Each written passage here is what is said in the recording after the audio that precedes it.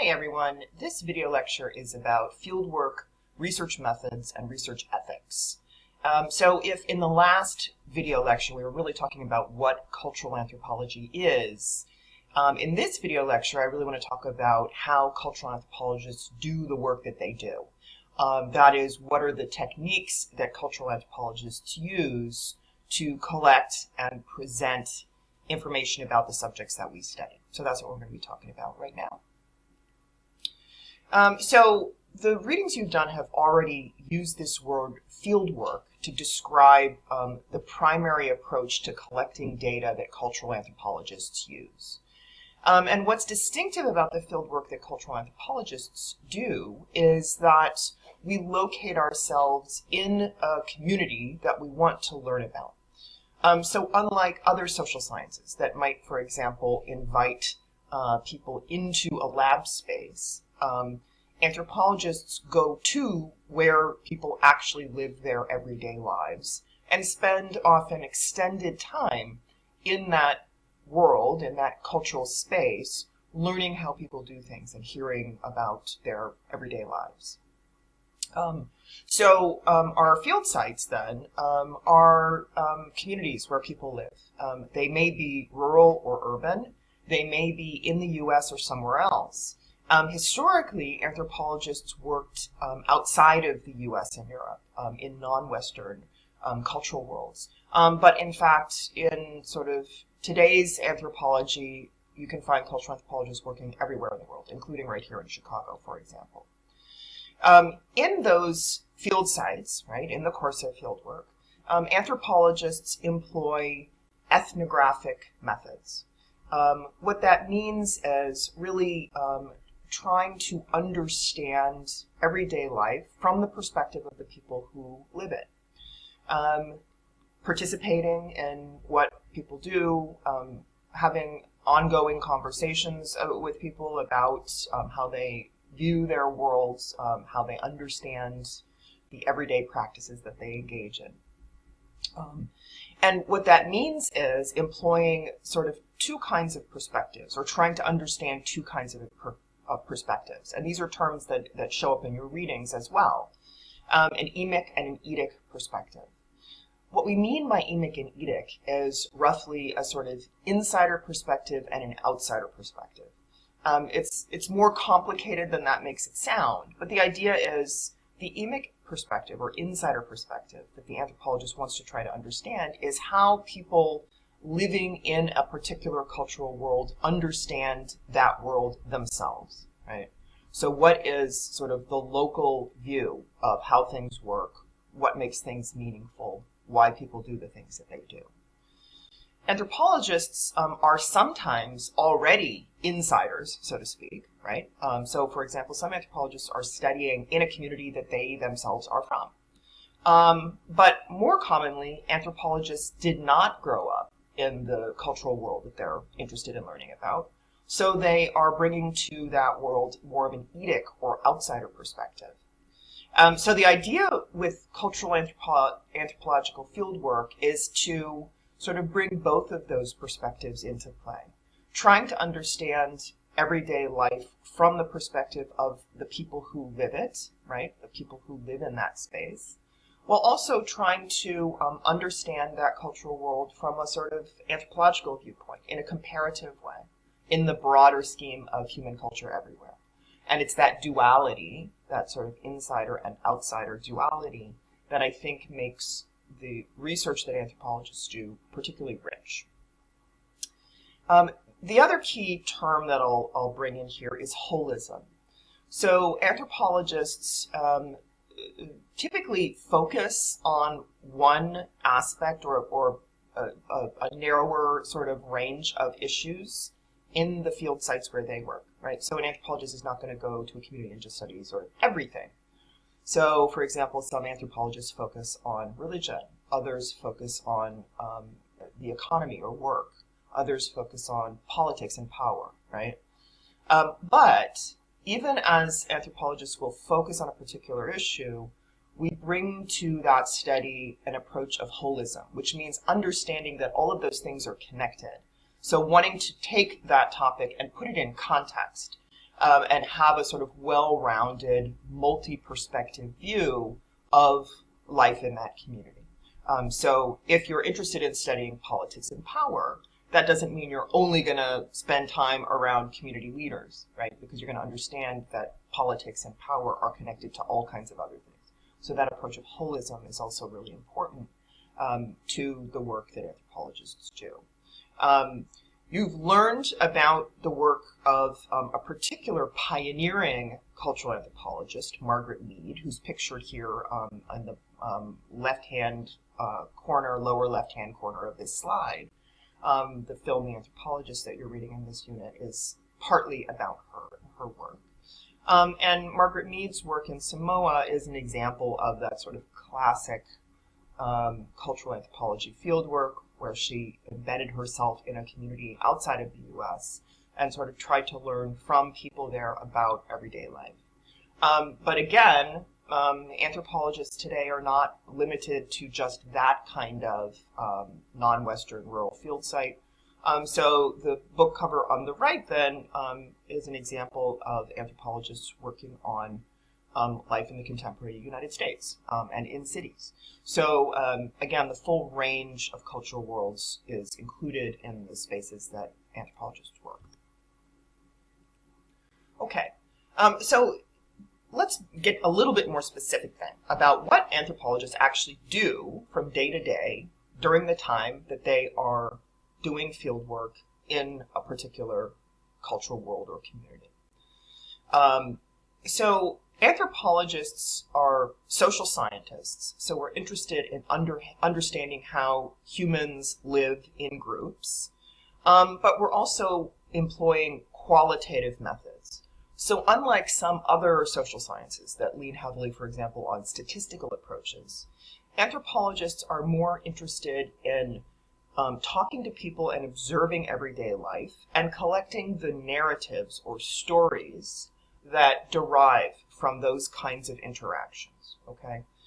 So anthropologists typically, during their field research, will employ multiple methods, and two that are especially important, that I'll talk about a little bit more in a second, are interviews, right, which are those sort of guided conversations that we have with often many, many people in the course of field research, and observation, which is, again, being attentive to what is going on in daily life and recording it in some way, often simply by taking notes about it, sometimes by taking video or photography.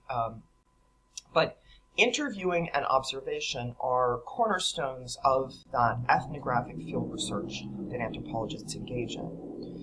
Now, anytime one does research, particularly research that involves other human beings, there are all kinds of ethical considerations that arise. When you're interacting with other people and essentially asking them to participate in your research project, one needs to be really attentive to what the implications are of that for those participants, and make sure that people are well cared for, right? That people's well-being, both obviously physical but also emotional and psychological, is first and foremost in one's mind as one interacts with people. So there are all kinds of ethical issues. So as we're trying to employ those research methods, talking to people, observing people, living with people, spending time there, all of those things, we're also making sure that we're conducting that research in an ethical way. And there are very specific guidelines that cultural anthropologists follow to make sure that we are indeed proceeding in an ethical way. So we're going to talk about both of those things, those specific methods and the ethics involved. So I already mentioned that interviewing and observation are key elements of the kind of research that cultural anthropologists do. That's not the only techniques that we use. So I've listed here some of the techniques that are most commonly used by cultural anthropologists. Observation and participant observation, which I can talk about in a second in terms of this sort of distinction there. Interviews that I've mentioned, which are really just sort of conversations with an agenda, right?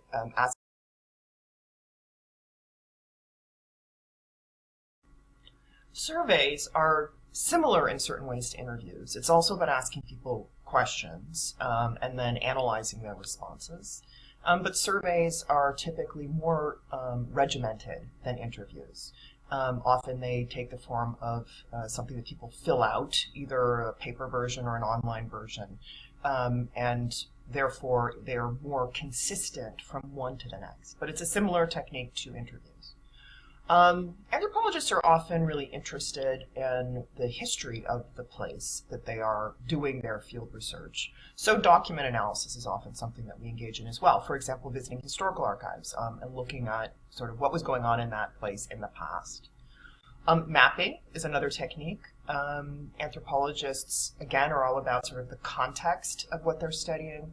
So understanding the physical space or the way that a community is laid out is often important. Genealogies are a way of simply tracing familial relationships.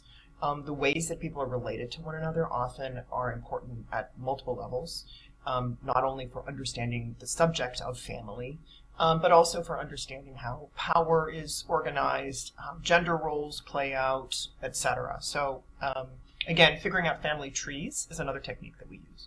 And photography and film, not all anthropologists use this, but is an important technique for capturing all that visual data. And some anthropologists, in fact, instead of producing written records of what they've learned, produce films. So it is another sort of tool in our toolkit that can be used depending on the circumstances. One of the things to understand about cultural anthropology, and one of the things that distinguishes it from some of the other social sciences, is that anthropologists, as I mentioned earlier, use a qualitative approach. A quantitative approach is one that processes information in a sort of numerical way, right? It wants to quantify or count what's going on. So, for example, social sciences like sociology and economics often employ statistical analyses, right? That's one lens for understanding what's going on in the world or in societies. Cultural anthropologists usually use a qualitative approach. That means not counting sort of the number of times people do things or the number of people who said a certain thing, but interpreting the stories and narratives that emerge from the research methods that we use. So, for example, if you interview 100 people, looking for the themes that emerge from those 100 conversations and trying to attach meaning to them, right? So that kind of qualitative approach is also a hallmark of the methods and approaches that cultural anthropologists use in their field research. So again, this, in terms of sort of locating cultural anthropology in the range of other fields, research fields that are out there, cultural anthropology is a social science, but it also borrows lots of techniques from the humanities. That puts us in kinship with approaches like history. That's sort of where to understand cultural anthropology's position in that broader range of fields. As you're learning in this course, anthropology also has subfields that locate themselves in the natural sciences, like biological anthropology. Cultural anthropology is always sort of relational. That is, trying to connect what we learn to other subfields and fields that may employ different techniques and different kinds of theoretical approaches than we do, right? But in terms of cultural anthropology itself, that's a qualitative social science. Okay, so breaking down even further the two key methods that I mentioned, I want to talk a little bit more about observation and interviewing. So observation, you've all done it, whether formally or informally, is simply paying attention to and recording what one can perceive of what's going on in a particular cultural world. I made a distinction on the last slide between observation and participant observation, so I want to talk about that for a minute. Participant observation has been one of the key approaches that anthropologists have used since the very beginning of the discipline. And participant observation is pretty much what it sounds like. One way to understand what participant observation is that it's learning through doing, right? So the idea is that we can learn a lot of things from watching people do things, but there's some other things that we can learn if we actually try to do those things ourselves, actually participate in the activity that we want to know about. So instead of just sitting on the sidelines and watching other people, you get up and actually try your hand at those things. That doesn't mean that anthropologists don't sometimes do observation that entails sitting on the sidelines, right? A more sort of detached kind of observation. So both methods are employed, or both techniques are employed. But participant observation, right, is especially important. If you think about the kind of field research that I've already described, where an anthropologist essentially moves into a community, it's hard not to do some amount of participating, right? Just in the course of everyday life, one is engaging in those activities, right? Simply by being there and by living in that place. And again, the idea that anthropology has is that there's something really valuable to be learned from actually trying your hand at the things that people in that place do, as opposed to just watching them yourself. You learn by actually physically participating in a way that you wouldn't learn as much if you were simply watching. Whether one is watching from the sidelines or participating oneself, observation is recorded typically in field notes, right? Which is either writing down, if you're in a place, for example, with no electricity, or typing into a Word document, right? What you are perceiving, what you are observing. So again, this is not just sort of casually watching, it's watching and trying to record that information so that one can actually reflect on it and analyze it. Interviewing, as I mentioned, is really just a conversation that is guided by researchers' interest in learning about certain things. And the kinds of interviews that anthropologists do in the course of field work take various forms. Some are more formal and some are more informal. So there are times when an anthropologist in the field will specifically ask someone to sit down and ask a series of questions in a sort of a more directed way. But there's also lots of just informal conversations that happen in the course of everyday field research. And all of those conversations and the answers that people provide are important to understanding what's going on. Likewise, some interviews will be more structured and some more unstructured. When I say structured, I mean interviews where the anthropologist will use a particular sequence of questions worded in a particular way in multiple interviews. So to establish a kind of consistency that allows for a particular view of what's going on. But there's also a place for more unstructured conversations. Cultural anthropologists, I think, first and foremost, understand that there's lots of things we simply don't know enough to even ask when we first go into a field site. So letting what emerges in interviews guide our subsequent work becomes very important. So in other words, an unstructured interview where you let the interviewee, to some extent, direct the conversation and direct you to subjects that are important to them becomes also very important. So that kind of more open-ended, in-depth interviewing that's more unstructured is also an important technique. And then there's lots of other sort of subcategories of interviews that we could talk about. Asking people to narrate their life histories is one technique that some anthropologists use.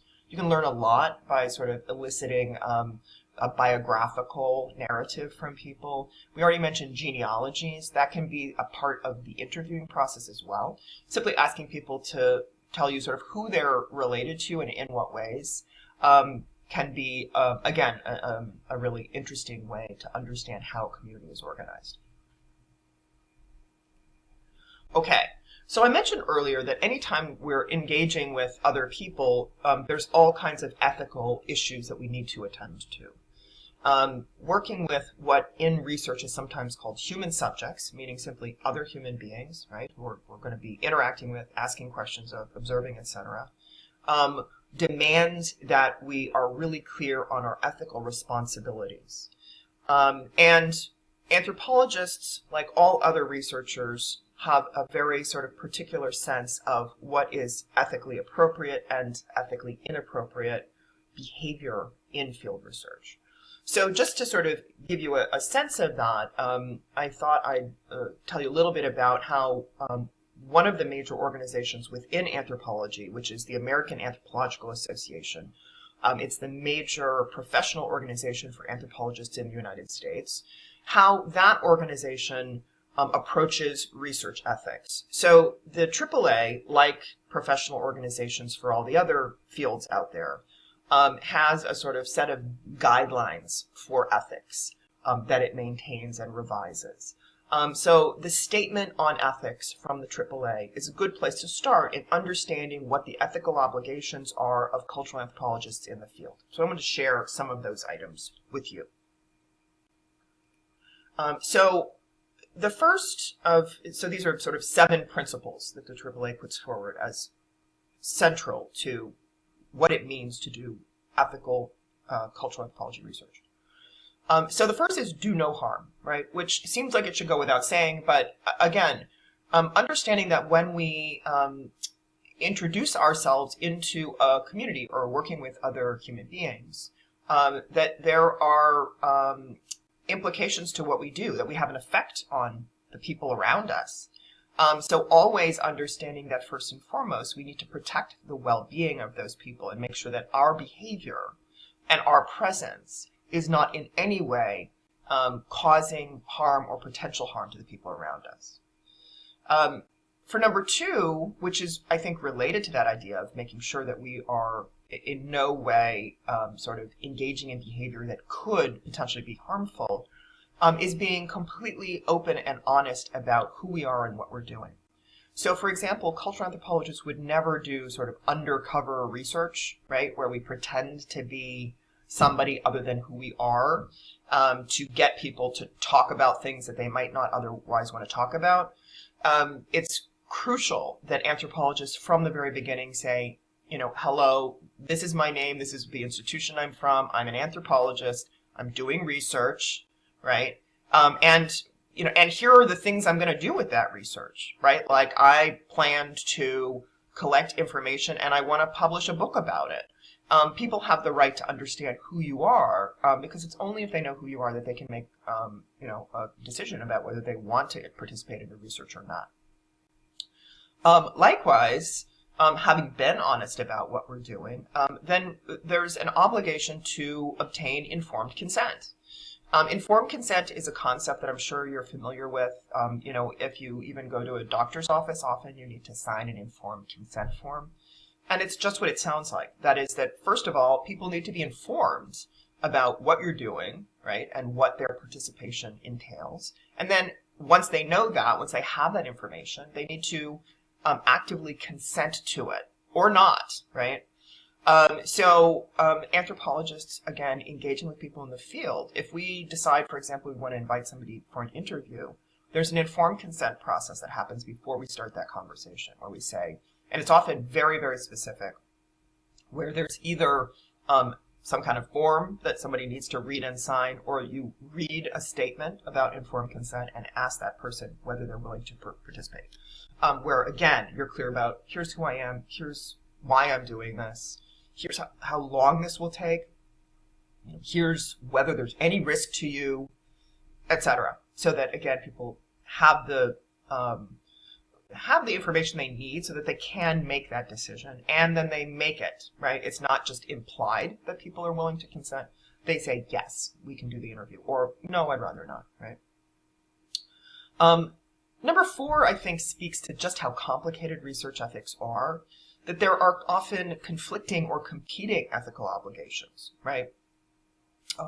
Just to give sort of one example, often anthropologists protect the identity of the individuals who participate in the research by using something like a pseudonym or not using the name of the exact town we worked in, right? So that people can maintain that privacy. But there are other cases where somebody really wants their work to be recognized, right? What they're doing in their community. So then figuring out whether to include the actual name of someone becomes one of those competing obligations. There's an obligation to maintain the confidentiality of what people told you.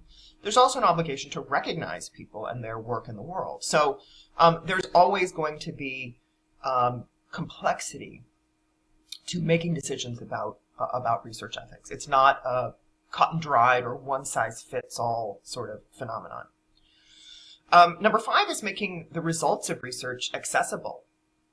One of the things that various researchers are sometimes accused of is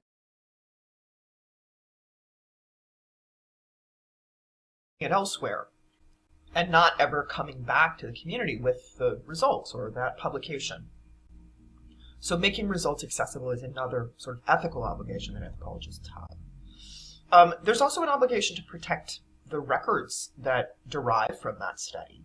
And protect them, meaning also keep them from falling into other people's hands, right? So it's not something where you pass around your interview notes to colleagues or friends. It's not that it's secret exactly, because we are going to publish, but it's that one needs to be purposeful and careful about in what settings and in what contexts that information is presented and how. And then finally, always maintaining respectful and ethical professional relationships, both in our institutions, for example, in the universities where we work, but also in the countries where we do field research. There's all kinds of other colleagues you work with. Often anthropologists have connections to the faculty at the university in the country where they're working, right? And maintaining those collegial relationships is also part of our ethical obligation, right? So maintaining a sort of network of people around our research and keeping that set of relationships in good repair. So the final little piece of this sort of discussion of how anthropologists do their work that I want to touch on is the results, the product that comes out of the process of doing research. So the written accounts of what we do in the field, of our research and our findings, are called ethnography. And for cultural anthropologists, that can take the form of articles, right, journal articles, which are sort of chapter length papers, or they can also take the form of books, right? So often cultural anthropologists will publish book-length accounts of what they learned through their field research. And those accounts are called ethnography. I want to talk about a couple of important qualities to the writing that cultural anthropologists publish. And that is multivocality and reflexivity, which are sort of fancy words for some of the primary ways that anthropologists try to do their writing. Multivocality means multiple voices are represented in the text. As we already learned earlier in this video, anthropologists do a lot of interviewing, right? And just having a lot of conversations with people, hearing people tell them stories about their lives. And anthropologists try to preserve that sense of conversations in the writing that we do. So ethnographies often include not only the voice of the anthropologist, but excerpts of the stories that we hear in the voices of other people. Including sort of direct quotes of people telling those stories, and more sort of understanding who the individuals are within a community and how they came to tell those stories. So that idea of multivocality means that the piece of writing has still multiple perspectives and multiple voices embedded in it. It's not just the story as told from the perspective of the cultural anthropologist. The cultural anthropologist's voice is in there too, but it's not the only voice. And that leads me to the idea of reflexivity. So the way that the cultural anthropologist's voice is represented in that text, in that ethnography, often takes the form of reflexivity. What reflexivity means is that the anthropologist includes in the narrative basically the story of what it was like to be present in that cultural space. So in other words, cultural anthropologists in our writing, we typically use the pronoun I, right? We say, I did this, I did that. And we include in the writing that we do sort of the story of doing the research, right? So I went here and people reacted in this way, and I had these conversations and people, said this or said that. So in other words, the anthropologist appears as essentially a character in the story that the ethnography is telling. The anthropologist writes their own experience and the fact of their own presence in the field site into what they publish in the ethnography. And that's the notion of reflexivity, right? So reflecting on the way that one's presence in the field site informed what happened and what one learned. Anthropologists consider that not something to apologize for, but something that's really part and parcel of the research project, right? The fact is, unlike some other kinds of research, anthropologists influence what's going on around them, right? We're not going in as somehow a sort of a fly on the wall. You are there, you are a human among other humans, and people are talking to you and reacting to you as another human, right? So in other words, cultural anthropologists are not invisible in their field sites, and therefore we shouldn't be invisible in the texts that we produce. That would be inaccurate, essentially, of what happened, right? So anthropologists write themselves into their ethnographies as a way of being transparent about the research process and understanding that, in fact, the ways that our presence influenced interactions can also be an important way to learn about that cultural world. So again, as you read the accounts of cultural anthropologists in the course of this class, you'll see examples of that multivocality and reflexivity, again, which are hallmarks of the writing that anthropologists produce. For the final part of this lecture, I want to provide more details about doing interviews and observations, especially because you are going to be using both of these methods in assignments for this course. So I've already provided an overview of research methods in cultural anthropology and mentioned both of these kinds of methods. So let's talk in a little bit more detail about the specifics of what that looks like. Observation, as I mentioned, can be done either as sort of a more detached observation or a kind of observation where you are also yourself participating, meaning you're learning about what it's like to do those things as well as watching other people do them. What I want to say about observation and the observation you'll do for this course is that really, I think the most important thing to bear in mind is that this is a way of looking at or watching things that is different than how you look at things in your everyday life. The main difference is that it's about a level of focus and attention to detail that is greater than what we do just when we're looking around. Part of the reason for that is when you're doing an observation as a researcher, right, as part of a cultural anthropology project, you are trying to notice things that you might not have noticed if you just casually glanced.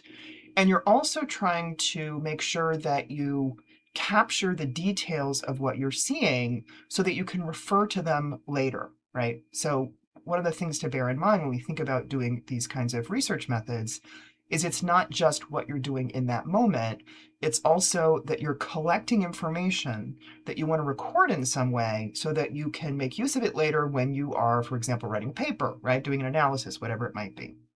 Okay, so for observation, I think the most important thing is to try to pay attention to and notice as many details about what you're observing as possible, right? So that means not just what can I see, but also what can I hear? What can I smell, right? It could be something about music or objects that are present, or the smell of something burning, incense, if you're in a church, for example. So all of those things, sort of a 360 kind of attention to everything that's happening in the place where you're doing your observation, okay? Interviews, likewise, are a sort of more focused and specialized version of something that we do anyway in our daily lives, right? We all have conversations throughout the day, but when you're doing an interview, you're doing or having a conversation in a more purposeful way, all right? So that both means that you're more purposefully thinking about what kinds of questions you want to ask somebody, and you're also listening more carefully for the answers that they give you.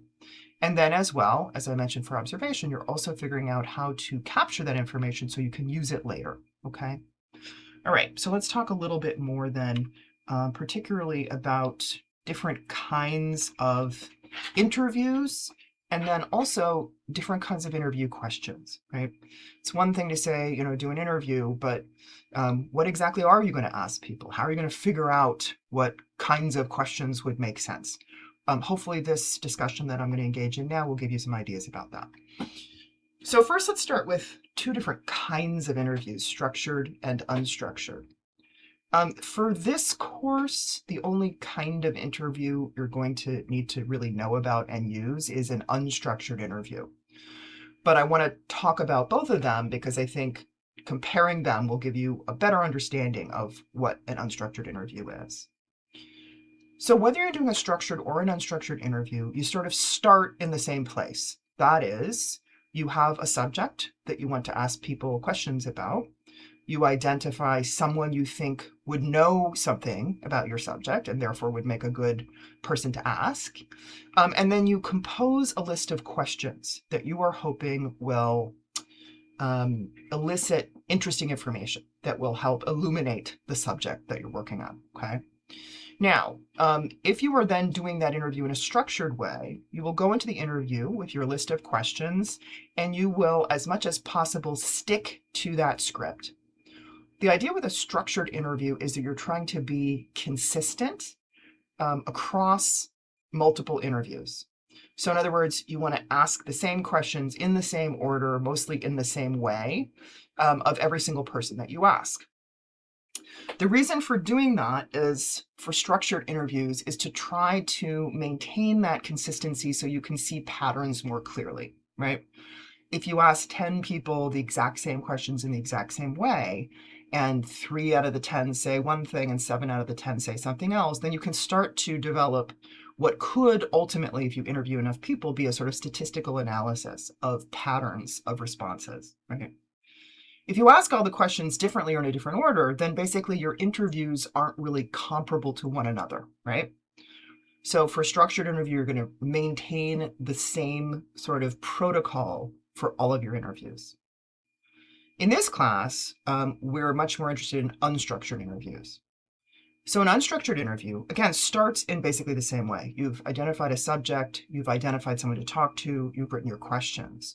The difference is that an unstructured interview is a little bit looser in its format. What I mean is, it's not that you're just going to sort of make it all up on the spot, but it does mean that if in the course of your unstructured interview, something interesting and unexpected comes up, like the person says something that you've never thought about before, then you can kind of go off script and pose a follow-up question, okay?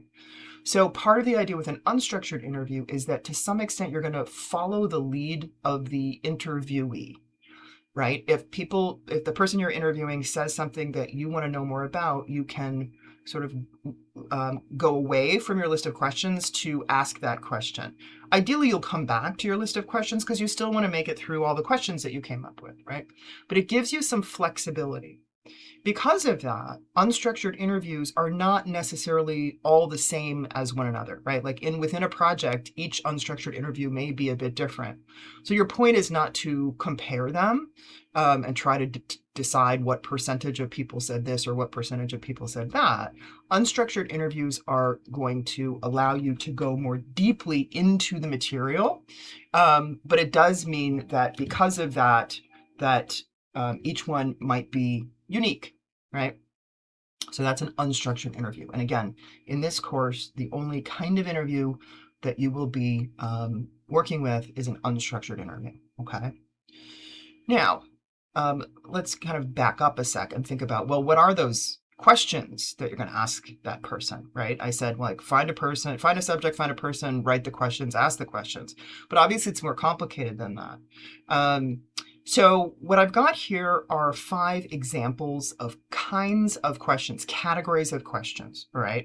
This is not the only 5 kinds of questions. It's not an exhaustive list, but I think it will give you an idea of some of the ways you can approach writing interview questions. Okay, so I'm going to run through those.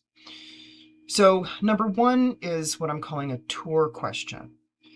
This is a more general question where you're asking the person that you're interviewing to give you an overview of the topic, right? So think about something like asking somebody, walk me through whatever it is. Walk me through a day in your life doing this job, right? So a tour question is often a good question to ask earlier in the interview when you're asking that person to sort of give you a general sense of the subject and help guide you in terms of what other more specific questions you might want to ask next. Okay, so that's a tour question. The next kind of question is what I'm calling an example question. And, it's kind of obvious just from the name what that would mean. But for an example question, you're going to ask the person for an example to clarify something or to illustrate something. So sometimes if you are talking to someone in an interview, they might give you an answer that's sort of abstract, right? And that can be a good moment to ask a follow-up question that's an example question, right? So if you're asking somebody, about, again, I'm just using the example of asking somebody about where they work, and they say, wow, sometimes the atmosphere around here is really tense, right? Some kind of very general question, statement. You could follow up with an example question. Oh, can you give me an example of what you mean by tense? Right? So you can throw in an example question at any time. You can also start with example questions, right? Some kinds of questions you might think about are things like, what's the, can you tell me about a time when, something great happened on your job? Can you tell me about a time when something really challenging happened on your jobs? Like any of those kinds of things where you're asking people to give you examples of things, right? The third kind of question is what I'm calling an experience question. And this is asking someone to relay direct experiences or actual things that occurred, right? You're asking someone to narrate something that happened, right? So again, this can be useful in a variety of settings. It might be that when somebody says something kind of general, then you're going to follow up with an experience question. Like they say, oh, something really big happened this week. And you say, okay, well, what happened? Tell me about the specifics. But you can also use it as a standalone question, right? So this is to get people to give you those very detailed accounts of things that they've experienced. Number 4 is a significance question. And this is asking someone to tell you not what happened, but how they felt about what happened. So you can ask someone how they felt about or how they interpreted or how they attached meaning to any of the experiences that they may have told you about, right? So if they tell you about, you've asked them sort of an experience question, they say, this happened, this happened, this happened, this happened. Then another question would be a significance question, right? Like, how did you feel about that? How did that make you feel? Did that seem important to you? Did that make you happy? Did that make you sad, right? Significance questions. And then the final kind of question that I'll throw out here is what I'm calling a native language question. When I say native language, this is broader than just if you, for example, are working in a second language, for example, like not your own first language. Anthropologists often find themselves doing interviews across different languages. So there are times when if you are not working in your first language, you may not be familiar with some more specialized vocabulary.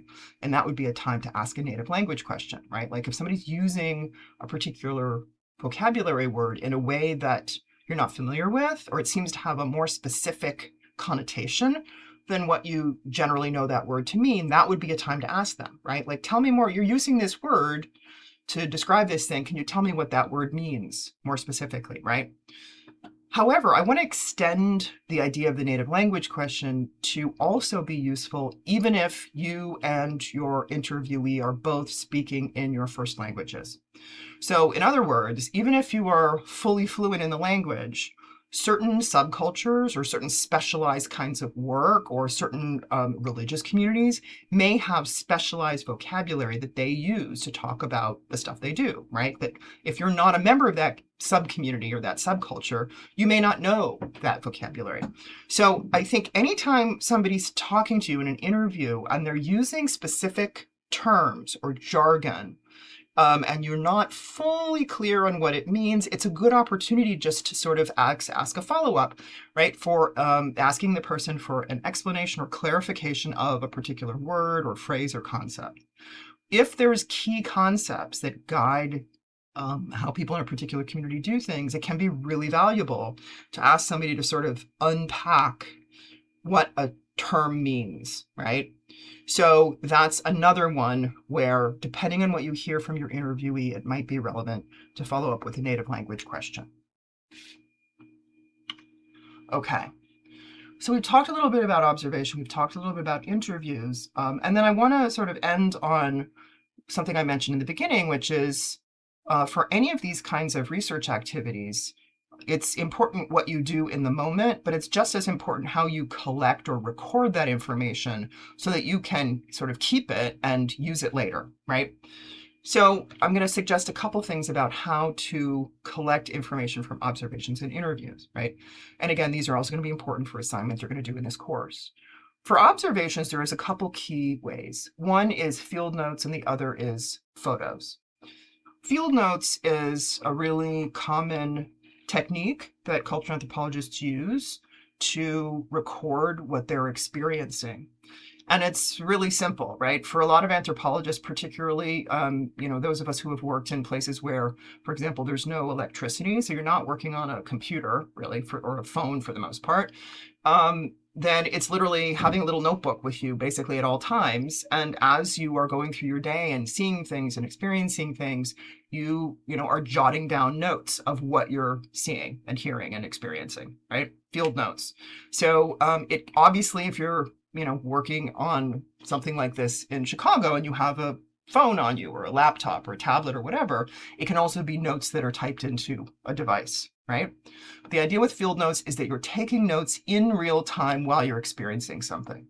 The sooner you can note something down while you're experiencing it or just after you're experiencing it, the more you will be able to capture. If you experience something and you wait till the next day to write down your notes, you will still remember stuff, but you will already have lost some of the details, okay? So one of the ideas with field notes is, as you're doing the observation, which, as I said, is, the main thing to try to do there is to be as detailed and attentive as possible. Then if you pair that careful attention to making sure you're writing down what you're seeing in your notes in the moment, what you'll come away with is a really good sort of solid kind of information that you can draw on later. Now, taking notes is great, but as they say, a picture is worth 1,000 words. So the other key technique that anthropologists often use is taking photos, especially if you're working or observing something that is very complex or very dense. A photo can be really helpful. I'm thinking, for example, of, say you're working in a religious setting and there's an altar set up and it's packed full of all kinds of different materials, objects, and different kinds of cloth or incense or different liquids or whatever it might be, right? Some altars are very kind of visually complex. Taking a photo can really help. You can also write the notes, but taking all the notes on all the little things you see can sometimes be really challenging. So doing some of each is a great idea. So photos of things you're observing, particularly things that are complex, such that it's harder to write down everything, is also an excellent idea for doing observations. For interviews, there are likewise kind of two things you can be doing. The first and most obvious one is doing a digital recording of an interview, especially now that we all have basically recording devices in our pockets at all times. It is very useful to have a complete recording of an interview. You get not only all the information, you get all the nuance of people's tone of voice, whether they laughed, whether they, paused, all those things. So a digital recording, absolutely great. And especially now, when I did interviews earlier in my career, we had to then transcribe it, which is incredibly time consuming. Now there's so much voice to text software that it's also really easy to come up with a transcript of a digitally recorded interview. The second thing is to take notes, and you can do that during an interview. Like while you're recording it, you can also be jotting down a few notes or typing up a few notes. You can also do it after an interview, right? If you try to take some notes immediately after an interview, you'll remember a lot of things. And I think for both observations and interviews, a good rule of thumb is to always try to use two ways of recording things, right? The reason of that is just that you'll have, you know, more captured, and you also have sort of a backup, right? I mean, the fact is recording devices sometimes fail. It's a good thing to also have a few notes that you've taken.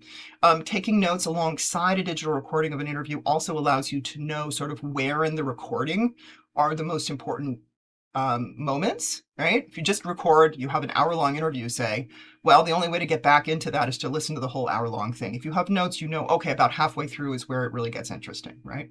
So for any of these, or for either of these kinds of activities or methods, I strongly suggest using two techniques for capturing the information. Okay, well, we can end the lecture there. Like I say, this information, especially this last part of the lecture, is going to be really valuable as you get into the assignments for the course. So bear that in mind, and certainly take a look at the handouts as they come up, which will reference some of the information from this lecture. We'll talk again soon. Bye-bye.